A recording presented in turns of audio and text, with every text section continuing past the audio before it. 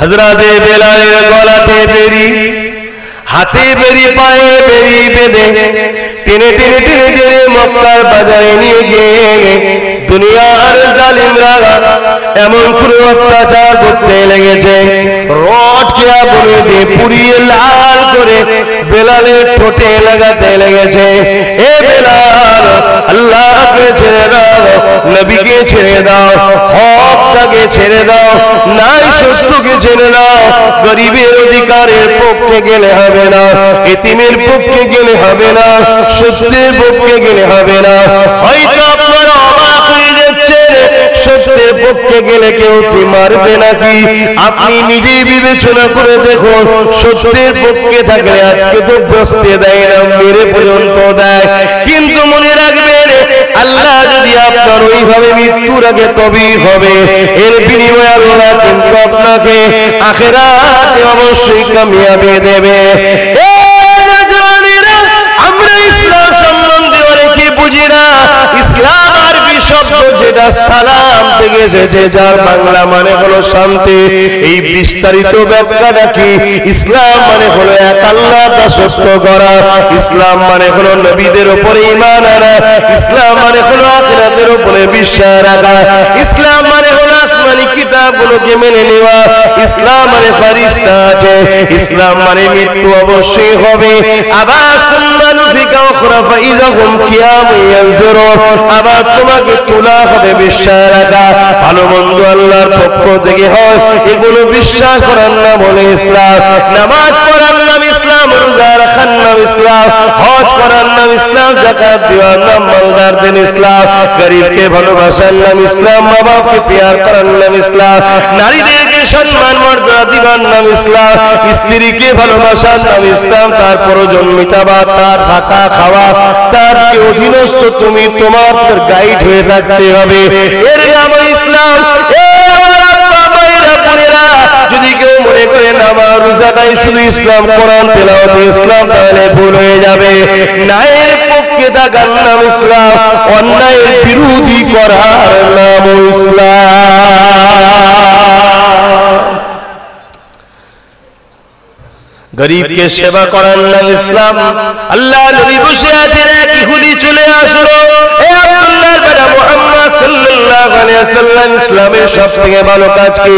আল্লাহ নবী বললেন, নামাজ পড়া না, রোজা রাখা না, হজ করা না। আল্লাহ নবী বললেন, খোদার সঙ্গে খানা খাওয়ানো, ভুখাকে খানা খাওয়ানো, এইটাই হলো ইসলামের সবথেকে ভালো কাজ। হে আব্দুল্লাহর বেটা মুহাম্মদ সাল্লাল্লাহু আলাইহি ওয়াসাল্লাম, যদি সে অমুসলিম হয়, ইসলাম কবুল না করে, সে যদি ক্ষুধার্ত থাকে, তাকেও কি খাওয়ানো হবে? আল্লাহ নবী বলেছিলেন, লা ইয়ারহামুল্লাহু মান লা ইয়ারহামুল্লাহ, যে মানুষের উপরে দয়া করে না, আল্লাহ দয়া সে পাবে না।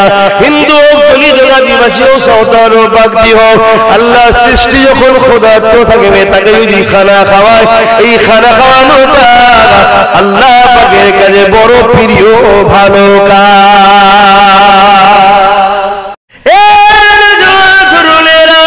হযরতে বেলাল যখনই ভালোর পক্ষে আসলো, খারাপের বিরোধী চলে গেল, তখনই আমার আল্লাহ পাকের পরীক্ষা শুরু হয়ে গেল।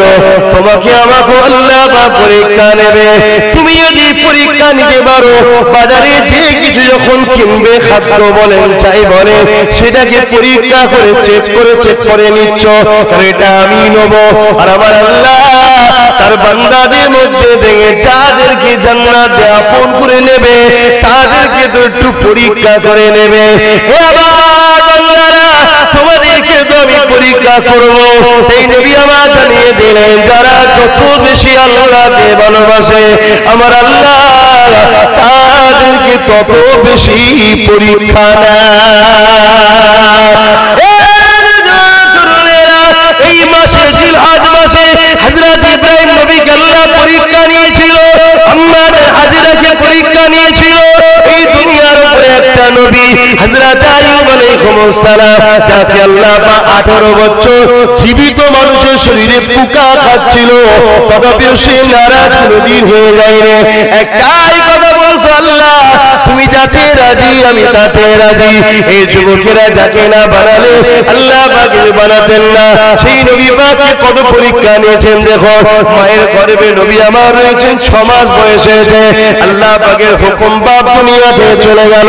নবী আমার দুনিয়ায় যদিও বা আসলে কিছুদিন পরে মাও চলে গেল। এই যুবকেরা, তরুণীরা, বাপেরা, আল্লাহ দোস্ত নবী আমার পাহাড়ে জিন্দগি যাপন করেছে, গাছের পাতা ফলমূল খেয়েছে, কেননা সত্যের পক্ষে ছিল। আল্লাহর পক্ষে যারাই থাকবে আমার আল্লাহ তাদেরকে পরীক্ষা নেবে। কাউকে ধনী করে পরীক্ষা নেয়, কাউকে গরিব করে পরীক্ষা নেয়, কাউকে সন্তান দিয়ে পরীক্ষা নেয়, কাউকে সন্তান না দিয়ে পরীক্ষা নেয়, কাউকে রাজ পাওয়ার দিয়ে পরীক্ষা নেয়, কাউকে পাওয়ার না দিয়ে পরীক্ষা নেয়, কাউকে পাস করিয়ে পরীক্ষা নেয়, কাউকে ফেল করিয়ে পরীক্ষা নেয়। উদ্দেশ্য তোমার যদি আল্লাহ থাকে, ফেল করলে শুকরিয়া সবর করো, পাস করলে শুকরিয়া আদায় করো, সুস্থ থাকলে আলহামদুলিল্লাহ বলো, বিমারি এলে সবর করো, সবর করো। এই যুবকেরা, করুণা, তুমি তো তোমার নয়, তুমি তো তোমার মালিকের। তোমার মালিক তোমার জন্য যেটা ভালো সেটা করে, কেন তুমি ধৈর্য হারা হয়ে যাও? যদি দুবেলা বিরিয়ানি আল্লাহ খাওয়ায় আলহামদুলিল্লাহ বলো, যদি ডাল ভাত খাওয়ায় তাও আলহামদুলিল্লাহ বলো, যদি না খাওয়ায় তাও আলহামদুলিল্লাহ বলো। কেননা কিছুই তো দুনিয়া আমি নিয়ে আসিনি, সব তার দয়া, তার দয়া, তার দয়া। এই যুবক শুনে রেখে দাও, হযরত বিলাল যখন এইভাবে মারতে লাগলো, বিলাল মুহাম্মাদের দলটা ছেড়ে দে, নাই তোকে হত্যা করে দেবো। হযরত বিলাল বলেছিল, শুনে রেখে দে, তুই আমাকে মারছিস, আল্লাহর পরীক্ষা চলছে, আমার আল্লাহ আমাকে দেখছে, তুই আমাকে মারছিস, আমার আল্লাহ দেখছে, আমার বিলালের ঠোঁটে গরম রড ছেঁকা দেওয়া হচ্ছে, আমার আল্লাহ দেখছে। এই দুনিয়ার মানুষ শুনে রেখে দে, আমার মালিক আমার ঠোঁটে আগুন দিয়াটা দেখে যদি খুশি হয়, আমি বিলাল আমার মালিককে খুশি করার জন্য এটাকে তোফা বলে মেনে নেব। কিন্তু আমরা ভুলে গেছি হযরত বিলালের কথাটা। একজন কালো মানুষ, হাফসি দেশে মানুষ, আল্লাহ নবীর খবরটা পেয়ে গোপনে গোপনে নবী দরবারে চলে গেল। আল্লাহ নবীর কাছে যে বসলো, আল্লাহ নবীর উসওয়াতুন হাসানা, সুন্দর আখলাক চরিত্রওয়ালা নবী আমার, তার যে জীবন আদর্শ, ইন্নাকা লাআলা খুলুকিল আযীম, আল্লাহ যা সম্বন্ধে বলেছেন সবচেয়ে উত্তম চরিত্রওয়ালা হলো মুহাম্মদ রাসূল। সেই নবী পাকের কাছ থেকে বিলাল আস্তে আস্তে দিনটাকে শিখে নিল, ঈমানের কলেমা পড়ে নিয়ে এমন করে দুনিয়ার মনিফের বাড়ি চলে এলো। বেলাল একজনের কাছে কিনা গোলাম, বেলালকে কিনেছিল মক্কার এক ধনী লোক, তার গোলাম। এই মনিফের বাড়িতে এসেছে, কাজ করে। তখনকার সময়ের ইতিহাস বললে অনেক সময় লেগে যাবে। দাসত্ব প্রথা ছিল, আমার রাসূল দাসত্ব প্রথাকে ভেঙে চুরমার করে দিয়েছে, জোরে বলুন সুবহানাল্লাহ। আবার পৃথিবীতে দাসত্ব প্রথা চালু করতে চাইছে একদল পুঁজিপতি সাম্রাজ্যবাদীরা, আর আমার রাসূল হলেন দাসত্ব প্রথার বিরুদ্ধে। তাই তারা আমার রাসূল থেকে আমাদের ঘরে না সরাতে পারলে তোমাদের ঘরেও দাস কোনোদিন বানানো যাবে না।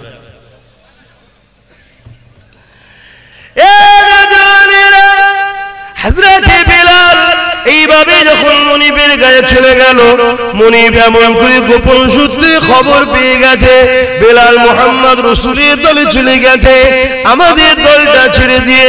ওই সময় বেলালকে যে দুনিয়ার মনিব জিজ্ঞাসা করতে লেগেছে, এ বেলাল শুনলাম নাকি তুমি মুহাম্মাদের দলে চলে গেছো, আমাদের দলটাকে ছেড়ে দিয়ে। ওই সময় বেলাল চিন্তা করছে, আমি যদি সত্য কথা বলি এ আমাকে জানে মেরে দেবে, আমি যদি সত্য কথা বলি এ আমাকে হত্যা করে দেবে, আর মিথ্যা কথা যদি বলি আল্লাহ আল্লাহ রাসূল নারাজ হয়ে যাবে। আমি কথা দিয়েছি আল্লাহ আল্লাহ রাসূলকে জানের থেকে বেশি ভালোবাসি, তবেই তো ঈমান। কেমন করে আমি মিথ্যা কথা বলে আল্লাহ আল্লাহ রাসূলকে নারাজ করতে পারি? এই জন্য হযরত বেলাল নিজের জানের ময়না করে বলেছিল, আশহাদু আল্লা ইলাহা ইল্লাল্লাহ ওয়া আশহাদু আন্না মুহাম্মাদান আবদুহু ওয়া রাসূলুহু। দুনিয়ার মনিব সন্ত্রাসীরা এক জায়গায় হয়ে রেগে গেল, এ বেলাল তোমার এত বড় সাহস, তোমাকে আমি বাজার থেকে কিনে নিয়ে এসেছি, তুমি আমার কথা না শুনে মুহাম্মাদের দলে চলে গেছো। হযরত বিলাল বলেছে, আমি সেই আল্লাহকে আল্লাহ বলে মেনে নিয়েছি, যিনি বিলালকে পরীক্ষা করার জন্য কালো বানিয়েছে, গরীব বানিয়েছে, মক্কার বাজারে বিক্রি করে দিয়ে তোমার ঘরে দাস বানিয়ে দিয়েছে। এটা আমার আল্লাহ আমাকে পরীক্ষা নিবার জন্য করেছে। আমি সেই আল্লাহর জন্য নিজের জিন্দেগি সব কিছু কুরবান করতে পারি, আমার আল্লাহকে কখনো ছেড়ে দিতে পারি না।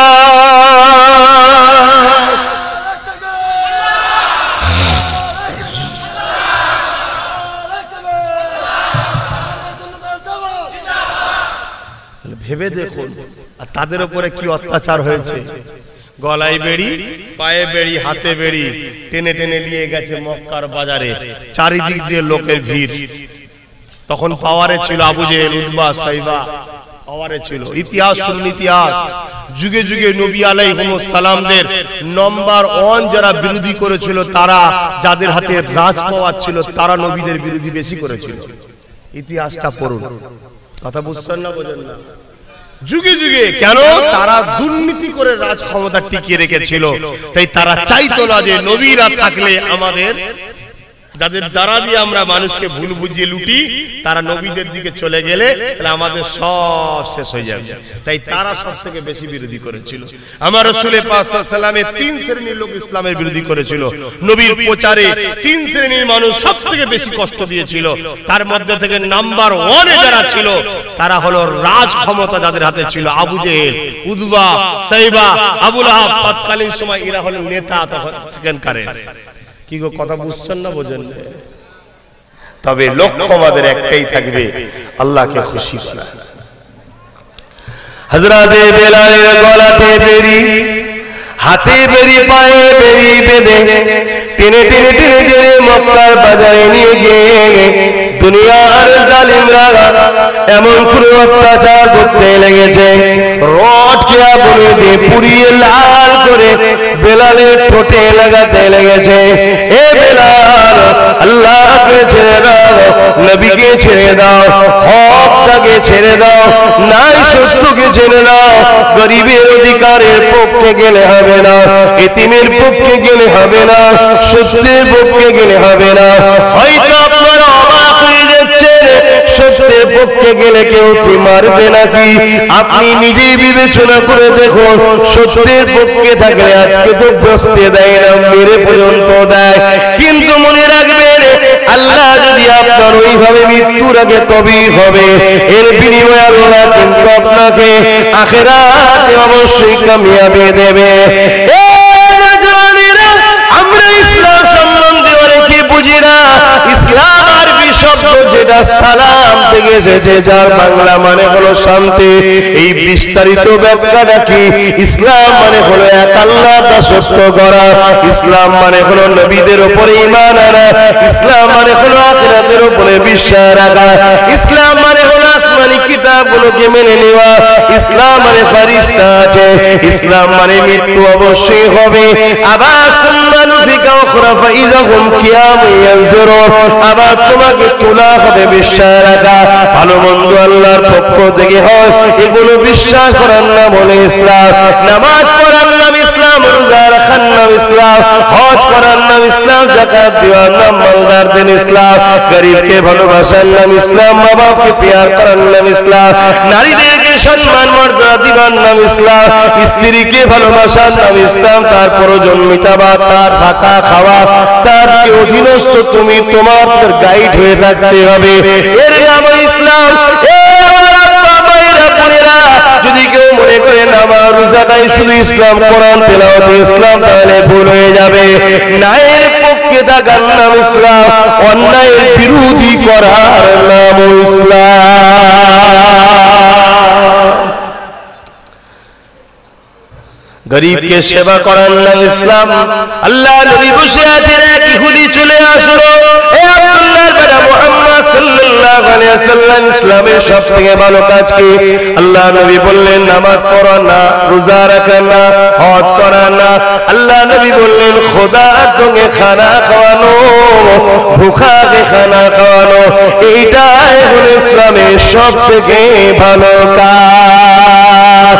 হে আব্দুল্লাহ বিন মুহাম্মদ সাল্লাল্লাহু আলাইহি ওয়াসাল্লাম, যদি সে অমুসলিম হয়, ইসলাম কবুল না করে, সে যদি ক্ষুধার্ত থাকে তাকেও কে খাওয়ানো হবে? আল্লাহ নবী বলেছেন লা ইয়ারহামুল্লাহু মান লা ইয়ারহামুল্লাহ, যে মানুষের উপরে দয়া করে না আল্লাহ দয়া সে পাবে না। হিন্দু হোক, দলিত হোক, আদিবাসী হোক, সাঁওতাল হোক, বাগদি হোক, আল্লাহ সৃষ্টি যখন ক্ষুধার্ত থাকবে তাকে যদি খানা খাওয়ায়, এই খানা খাওয়ানোটা আল্লাহ পাকের কাছে বড় প্রিয় ভালো কাজ। এর নাম ইসলাম। একটা অসহায় অন্য ধর্মের মানুষ তোমার কাছে আশ্রয় চেয়েছে, তার নিরাপত্তা দিবার নাম ইসলাম। একটা অসহায় তোমার কাছে অন্য ধর্মের মানুষ অর্থ চেয়েছে, তাকে অর্থ দিবার নাম ইসলাম, তাকে হেল্প করার নাম ইসলাম। শুধু নিজের কালেমা পড়াকে তো করলে হবে, তাদের তো করলে আরো মাকাম বেশি, কিন্তু মানুষ মানুষের উপকার করবে, এরই নাম হলো ইসলাম। এই শিক্ষাগুলো রাসূল দিয়েছে।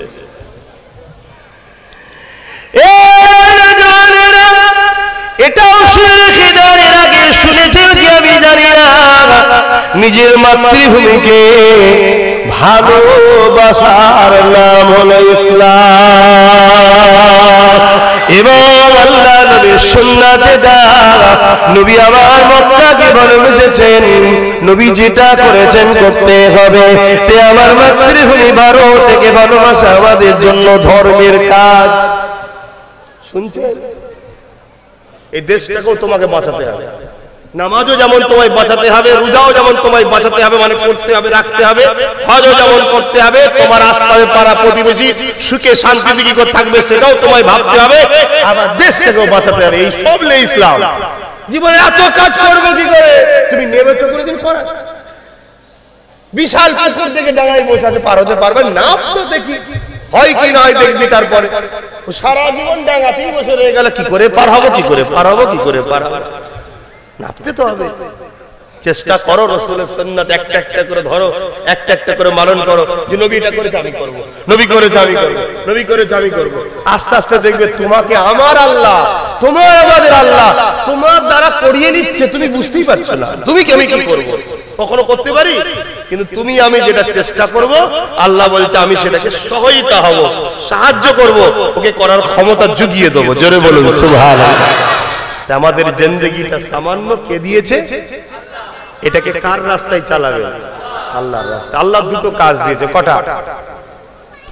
আল্লাহ কোরআন পাকের মধ্যে বলেন কুনতুম খায়রা উম্মাতিন উখরিজাত লিন-নাস তা'মুরুনা বিল মা'রুফ ওয়া তানহাউনা আনিল মুনকার।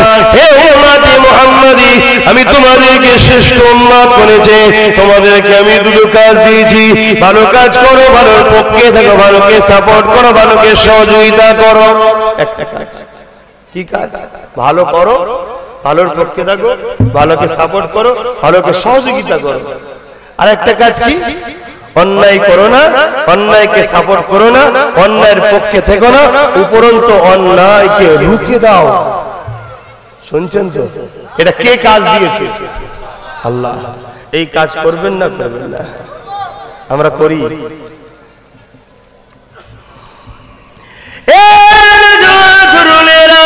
হযরতে বিলাল যখনই ভালোর পক্ষে আসলো, খারাপের বিরোধী চলে গেল, তখনই আমার আল্লাহ পাকের পরীক্ষা শুরু হয়ে গেল। তোমাকে আমাকে আল্লাহ পাক পরীক্ষা নেবে। তুমি যদি পরীক্ষা নিতে পারো, বাজারে যে কিছু যখন কিনবে, খাদ্য বলেন চাই বলেন, সেটাকে পরীক্ষা করে চেক করে নিচ্ছ, কারণ এটা আমি নেব। আর আমার আল্লাহ তার বান্দাদের মধ্যে দেখে যাদেরকে জান্নাতে আপন করে নেবে, তাদেরকে তো একটু পরীক্ষা করে নেবে। হে আমার বান্দারা, তোমাদেরকে তো আমি পরীক্ষা করবো। এই নবী আমার জানিয়ে দিলেন, যারা যত বেশি আল্লাহকে ভালোবাসে, আমার আল্লাহ তাদেরকে তত বেশি পরীক্ষা নেয়। এই মাসে জিলহজ মাসে হযরত ইব্রাহিম নবীকে আল্লাহ পরীক্ষা নিয়েছিল, আমাদের হাজরাকে পরীক্ষা নিয়েছিল।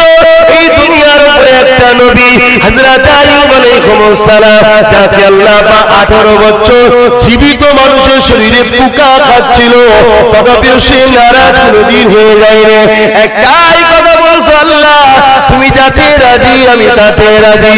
এই যুবকেরা যাকে না বানালে আল্লাহ পাকে বানাতেন না।